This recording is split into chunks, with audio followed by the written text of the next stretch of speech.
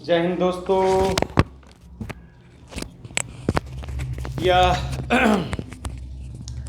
Current affair का एक topic है। इस करंट कहने का करंट अफेयर होता है, इसमें बहुत सारा आपका स्टैटिक्स पॉइंट्स निकल जाता है जो आपके एग्जाम के लिए काफ़ी यूजफुल होता है।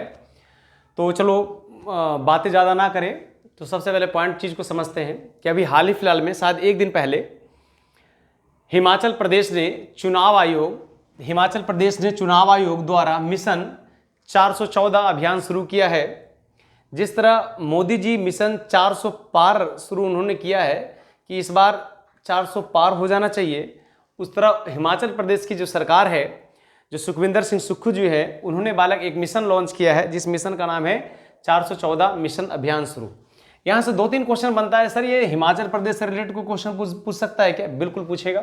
हिमाचल प्रदेश से रिलेटेड जो भी बातें होगा मैं आपको जल्दी से जल्दी बताने का प्रयास करूंगा। और चुनाव आयोग से रिलेटेड क्या होता है और चुनाव में कितने आर्टिकल होते हैं, अभी कौन है, कैमे नंबर पे है, 325 आर्टिकल क्या है, 326 आर्टिकल क्या है, 327 आर्टिकल क्या है, 328 आर्टिकल क्या है, 329 आर्टिकल क्या है, उसके बारे में मैं आपको बताऊंगा। और दूसरी चीज़ कि उस हिमाचल प्रदेश से क्या ज़रूरत है वही मैं बताऊंगा। तो सबसे पहली बात करते हैं कि ये 19 तारीख से 19 अप्रैल से इलेक्शन शुरू होने वाला है। 7 चरण में इलेक्शन शुरू होगा। और सबसे बड़ी बात, खासियत बात यह है, चुनाव आयोग से रिलेटेड है, तो सबसे बड़ी बात यह है कि जब इस बार लोकसभा का जो चुनाव होगा तो साथ साथ ऐसे 4 स्टेट होंगे जहां वहां विधानसभा चुनाव भी होगा। सिक्किम, अरुणाचल प्रदेश, उड़ीसा और आंध्र प्रदेश, ये 4 ऐसे स्टेट हैं जहां लोकसभा के चुनाव के साथ साथ विधानसभा चुनाव भी होगी। तो 19 अप्रैल से शुरू होगा और 19 अप्रैल से लेकर के 1 जून तक बालक चलेगा। 1 जून को बालक और 4 जून से बालक काउंटिंग शुरू हो जाएगा। 4 जून से सरकार की काउंटिंग शुरू हो जाएगा, कौन जीतेगा कौन नहीं जीतेगा। फिर रिजल्ट भी जून के महीना में ही आपको आ जाएगा। चलिए ठीक है, पिछली बार की तरह इस बार भी ऐसे ही होगा।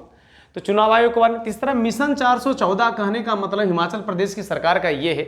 सबसे पहले हिमाचल प्रदेश, तो आपको मैप में आपको ध्यान होना चाहिए, क्या हिमाचल प्रदेश से क्या लद्दाख कनेक्ट करता है? जी सर बिल्कुल कनेक्ट करता है। क्या हिमाचल प्रदेश से जम्मू कश्मीर कनेक्ट करता है? सर बिल्कुल करता है। हिमाचल प्रदेश से क्या पंजाब कनेक्ट करता है? बिल्कुल करता है सर। पंजाब, ये हिमाचल प्रदेश से क्या हरियाणा कनेक्ट करता है? बिल्कुल करता है। क्या हिमाचल प्रदेश से उत्तराखंड कनेक्ट करता है? बिल्कुल करता है जी, ये हिमाचल प्रदेश से कनेक्ट करता है। अब रहा क्वेश्चन ये बनता है कि मिशन 414 क्या? जब 2019 का लोकसभा का जब इलेक्शन हुआ था उसमें ऑल एंड एवरेज जो वोटिंग देने वाले लोग थे तकरीबन 72.42% वहां पर बताया गया कि इतना लोग उन्होंने ऑल एंड एवरेज वोटिंग दी है। लेकिन इस बार बालक वो मिशन 414 लाने का तात्पर्य है कि ज्यादा से ज्यादा लोग इस लोकसभा चुनाव में बालक वोटिंग दें। देखो वहां हिमाचल प्रदेश के जो सुखविंदर सिंह सुक्खू जो है, ये बालक INC है, इंडियन नेशनल कांग्रेस के हैं, ये कांग्रेस की सरकार है वहां पर, तो वो इस मिशन को बढ़ावा देने के तात्पर्य है। तो इस हिमाचल प्रदेश से मिशन 414 कहने का मतलब तात्पर्य बस यही है। अब हिमाचल प्रदेश में क्वेश्चन और बन सकता है कि सर बताइए पूरे दुनिया नहीं, पूरे भारत का सबसे ऊंचा मतदान केंद्र कौन सा है? तासीगंग। कौन सा बालक? तासीगंग मतदान केंद्र, पूरे भारत का सबसे ऊंचा मतदान केंद्र। आप बोल सकते हो 15,256 फीट की ऊंचाई पर है। लाहौल और स्पीति कभी पढ़े होंगे, जो बालक बिल्कुल लद्दाख को कनेक्ट करता है, वहीं पर बालक तासीगंग मतदान केंद्र है, तो सबसे ऊंचा है। ठीक, अब दूसरा क्वेश्चन बन सकता है कि सर हिमाचल प्रदेश से रिलेटेड क्वेश्चन क्या बन सकता है? चलो जी, हिमाचल प्रदेश से रिलेटेड क्या क्वेश्चन हो सकता है? चुनाव की बातें हमने थोड़ा बहुत करी, जो लेटेस्ट आने वाला मिशन 414 क्या उसके बारे में हमने आपको समझाया।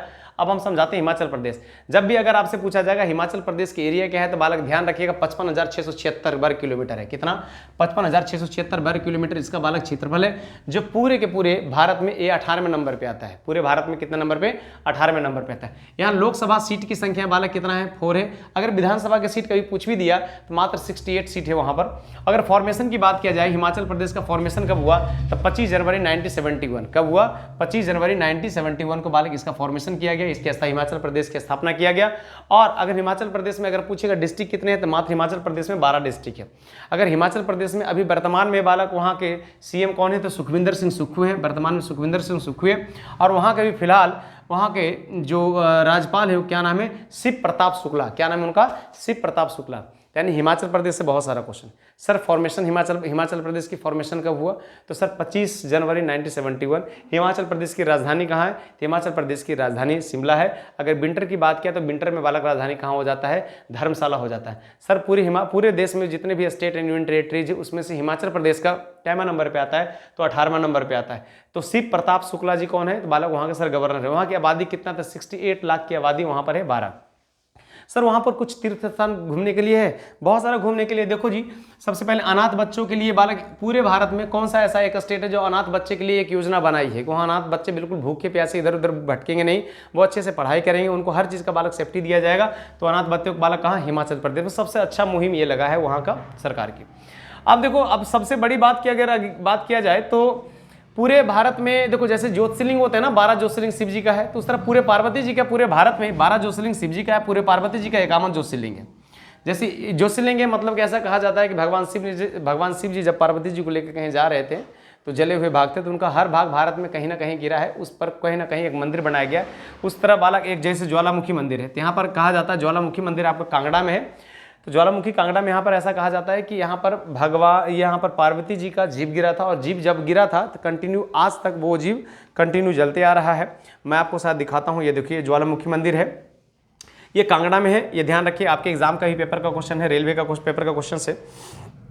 देखो ये जो है ना, ये अपने आप, ये जो गुफा है ये अपने आप कंटिन्यू आज यहाँ पर वैज्ञानिक ने भी पता करना चाहा, लेकिन कब से ये जल रहा है ये वैज्ञानिक ने भी इसकी पुष्टिकरण नहीं करी है।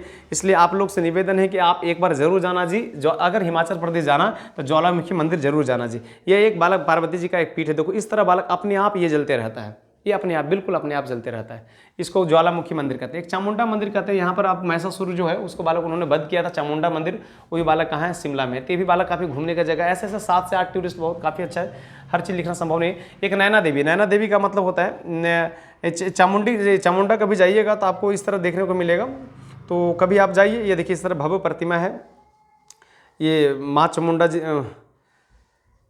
ये देखिए ये बिल्कुल भव्य प्रतिमा है, ऐसे दिया गया चामुंडा। और अगर नैना देवी देखना चाहते हैं तो नैना देवी के बारे में ऐसा कहा जाता है, ये नैना देवी सोलन में पड़ता है। 12 डिस्ट्रिक्ट पड़ता है पूरे हिमाचल प्रदेश के एक डिस्ट्रिक्ट है जो बालक है सोलन डिस्ट्रिक्ट है, जो पंजाब से बिल्कुल कनेक्ट करता है। तो नैना देवी मंदिर है वहाँ पर, और नैना देवी मंदिर है ये, बिल्कुल नैना देवी मंदिर का ये भव्य प्रतिमा आप देखने के लिए जाएगा। और इसके आँखों से आंसू गिरते हैं, आंसू गिरते गिरते ये पानी चला जाता है बालक कहाँ? उत्तराखंड चला जाता है। तो उत्तराखंड जाने के चक्कर में बालक यहाँ पर उत्तराखंड को एक जैसे बोलते हैं ना नैनीताल, तो उसका नाम ही नैनीताल रख दिया गया है। मैं आपको कुछ डिस्ट्रिक्ट का नाम बताऊँगा जो काफ़ी अपने आप में काफ़ी इंपॉर्टेंट है।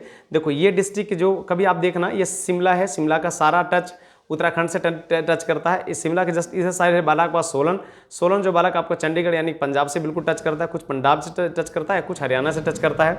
और ये हाँ, और इसके देखो शिमला के ऊपर जाओगे तो कुल्लू हो जाएगा, कुल्लू देखो ये रहा कुल्लू, और कुल्लू से ऊपर जाओगे तो मनाली से ऊपर जाओगे तो बालक लोहत एंड स्पीति है, लोहत एंड स्पीति इसलिए इंपॉर्टेंट है क्योंकि बालक तसिंगंग मतदान केंद्र है। तो 2-3 चीज पॉइंट रखना था समझदार। शिमला से ऊपर कौन सा? कुल्लू के ऊपर कौन सा बालक? मनाली के ऊपर कौन सा? लोहत एंड स्पीति है। एक बालक बगल में आपका किन्नूर है, कौन सा है? एक किन्नूर है। किन्नूर इसलिए तिब्बत से कनेक्ट करता है, किन्नूर इसलिए इंपॉर्टेंट, यहाँ के किन्नूर का बालक सेव काफ़ी इंपॉर्टेंट होता है। आज देखो ये चंबा, ये अपने आप में कभी चंबा देखो, डलहौजी चंबा है। अब बालक धर्मशाला जब भी पूछेगा था कांगड़ा में, कहाँ पूछा हुआ क्वेश्चन है कि डलहौजी कहाँ है, तो डलहौजी सर चंबा में है। अगर आपसे पूछेगा धर्मशाला कहाँ है तो बालक कांगड़ा में है। तो अगर आपसे पूछेगा हमीरपुर कहाँ है, हमीरपुर भी बालक यहाँ पर एक डिस्ट्रिक्ट दिया गया है। ये हमीरपुर मत उत्तर प्रदेश में, ये कानपुर से तकरीबन 70 से 80 किलोमीटर अंदर साइड में एक हमीरपुर है, वहाँ भी हमीरपुर है, वह एक विधानसभा क्षेत्र है, ये भी हमीरपुर है, एक डिस्ट्रिक्ट है, थोड़ा सा ध्यान रखिएगा। एक उसके जस्ट नीचे बिलासपुर है, बिलासपुर के नीचे मंडी है। तो कहने की बात 2-3 पॉइंट्स यहाँ पर आ सकता है। सर डलहौजी कहाँ है, तो आपको खुद बताना है। जैसे मैं अगर आपसे क्वेश्चन पूछूंगा कि ये धर्मशाला कहाँ है तो आपको बताना पड़ेगा। अगर मैं पूछूंगा मनाली कहाँ है तो आपको ये बताना पड़ेगा। तो कुछ चीज़ है जैसे किन्नूर कहाँ है, सिलोन, ये सब बालक आपको थोड़ा सा ध्यान रखना पड़ेगा। ये चाइना से भी कनेक्ट करने का प्रयास करता है। तो खैर आप चले जाना जी, कभी सोलन जगह चले जाना, आप कांगड़ा चले जाना, चामुंडा मंदिर भी चले जाना। ऐसे 7 मंदिर है जो काफ़ी इंपॉर्टेंट है। अगर यहाँ से क्वेश्चन बहुत सारा उठा। पहले बात, नैना देवी मंदिर कहाँ है? तो सोलन में है। ज्वालामुखी मंदिर कहाँ है जी? कांगड़ा हिमाचल प्रदेश में। चामुंडी देवी मंदिर कहाँ है जी? सर शिमला में, जो काफ़ी इंपॉर्टेंट है अपने आप में। भगवान शिव जी के कितने ज्योतिर्लिंग है बालक? 12 ज्योतिर्लिंग। पार्वती जी के कितने ज्योतिर्लिंग है? तो 51 ज्योतिर्लिंग है। तो आपको इतना सारा क्वेश्चन आपके हिमाचल प्रदेश से रिलेटेड क्वेश्चन बनने, कहने का करंट अफेयर, लेकिन बहुत सारा है। अब चुनाव आयोग की बात किया जाए, अभी चुनाव आयोग, मुख्य चुनाव आयोग कौन है? राजीव कुमार है, जो बालक बिल्कुल 25वें नंबर पर। कौन सा है? 25वें नंबर पर राजीव कुमार है। अब अगर मान के चलो 25वें नंबर पे एक चीज़ ध्यान रखिएगा, 25 जनवरी 1950 को चुनाव आयोग की स्थापना हुई थी। इसलिए बालक हर बार चुनाव आयोग दिवस कब मनाया जाता है? 25 जनवरी को मनाया जाता है, और दूसरा चुनाव दिवस मनाते हैं। अब इसमें 8 के अगर भाग बात किया जाए तो भाग इसमें बालक 15 है। भाग 15 में अगर बात किया जाए तो उसमें से 8 के 324 से लेकर के आपको 329 की बात किया जाए, 324 से लेकर के 329 तक की बात किया जाए तो उसमें से 324, 325 देखना, 324, 325, 326, 327, 328 और 329, ये बहुत इंपॉर्टेंट है चुनाव से रिलेटेड। सबसे पहली बात हम जिक्र इसमें करेंगे 324 की। 324 की बात करेंगे कि जितने भी बालक चुनाव आयोग होते हैं, जो राजीव कुमार अभी मुख्य आयुक्त हैं, तो 324 में जितने भी बालक चुनाव होते हैं तो उसके जो कंट्रोल होता है, जिसके कंट्रोल के अंतर्गत में होता है, वो आर्टिकल 324 के अंतर्गत में, मतलब कि सर जितने भी चुनाव वगैरह होता है वो किसके कंट्रोल में रहेगा? वो चुनाव आयोग के कंट्रोल में रहेगा, इलेक्शन कमीशन के आयोग में रहेगा। तो आर्टिकल 324 वो उसको एक अधिकार देता है, बिना अधिकार के आप काम नहीं कर सकते। जैसे आप किसी को आप मर्डर करते हो तो बालक आप चले जाते हो CRPC में। अगर आप किसी को शादी हुआ, शादी टूट गया, जो भी हो, खेत का जायदाद वगैरह कुछ भी हुआ, तो वो बालक आप सिविल प्रोसीजर कोर्ट में चला जाता है। उस तरह चुनाव का भी एक अपना नियम होता है, कानून होता है, जिसको हम आचार संहिता बोल सकते हैं। जहां चुनाव होता है बालक, वहां पर आपको 48 घंटा पहले बालक वहां ये आचार संहिता उसको लगा दिया जाता है। तो जो कंट्रोल करता है बालक आर्टिकल 324 के अंतर्गत में, ये पॉलिटी का क्वेश्चन यहां से बन सकता है, ध्यान रखिएगा।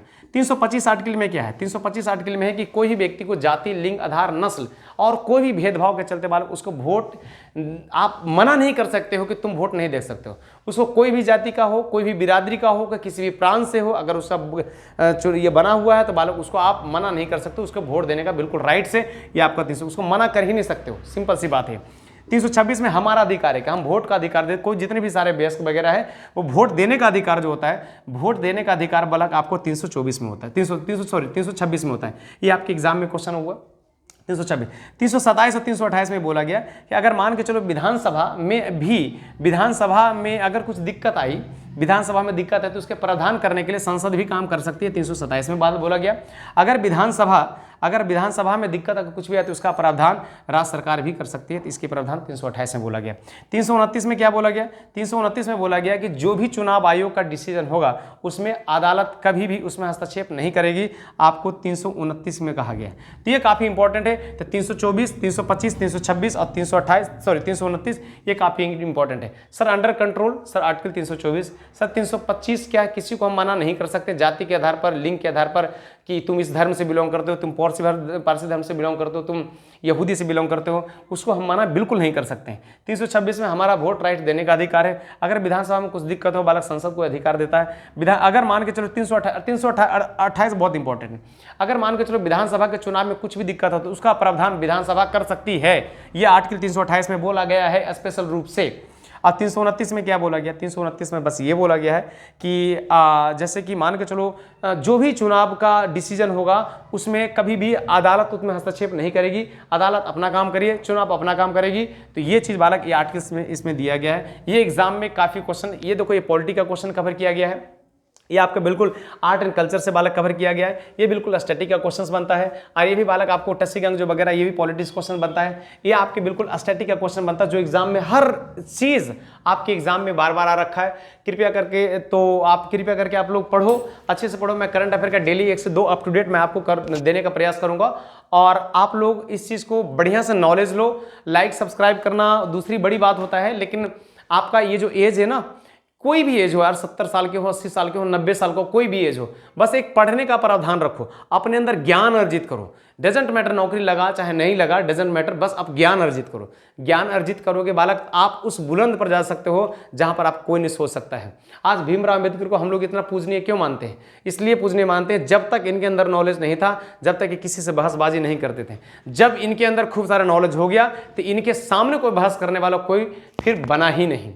तो थोड़ा सा ध्यान रखना, अपने अंदर नॉलेज बूस्ट करो बालक। ऐसा नहीं कि भीमराव अंबेडकर जी बहुत आईएएस थे, आईपीएस थे, बिल्कुल नहीं थे। तो इन्होंने अपनी नॉलेज को बूस्ट करा। भारत में नॉलेज नहीं मिल पाया तो बालक को विदेशों में उन्होंने नॉलेज किया, और सबसे ज़्यादा विदेशों में डिग्री लेने वाले कौन? भीमराव अंबेडकर जी हैं। तो इनको जय संविधान तो बोलना बहुत ज़रूरी है, क्योंकि बालक आज हमें बोलने की आज़ादी, हर चीज़ की आज़ादी कौन दे रहा है? आज हमें संविधान ही दे रहा है। यूट्यूब पर बनाने की आज़ादी, इंस्टाग्राम पर बनाने की आज़ादी, हर जितने भी बालक जो प्लेटफॉर्म वगैरह हैं, जो मीडिया प्लेटफॉर्म है, उस पर कुछ भी पढ़ने की आज़ादी, बनाने की आज़ादी आज हमें संविधान दे रही है। तो इसका संविधान की हम रक्षा करें। धर्म भी अपने जगह पर बहुत ज़रूरी है। अगर मंदिर जाओगे, अगर मंदिर जाओगे, अगर धर्म मानोगे, तो आपके अंदर बालक वो कल्चर आएगा, संस्कृति आएगा, वो भी बहुत हमारे ज़िंदगी का एक 50% पार्ट है। संविधान भी हमारा 50% का पार्ट है। 50% संविधान, 50% धर्म इजकल टू ह्यूमन बींग। ये चीज़ को दिमाग में सेट कर लिए और अच्छे से पढ़िए, और हमेशा नॉलेज बढ़ाने का प्रयास कीजिए, और अपनी सोच को बिल्कुल हाई रखिए। जय हिंद, जय भारत।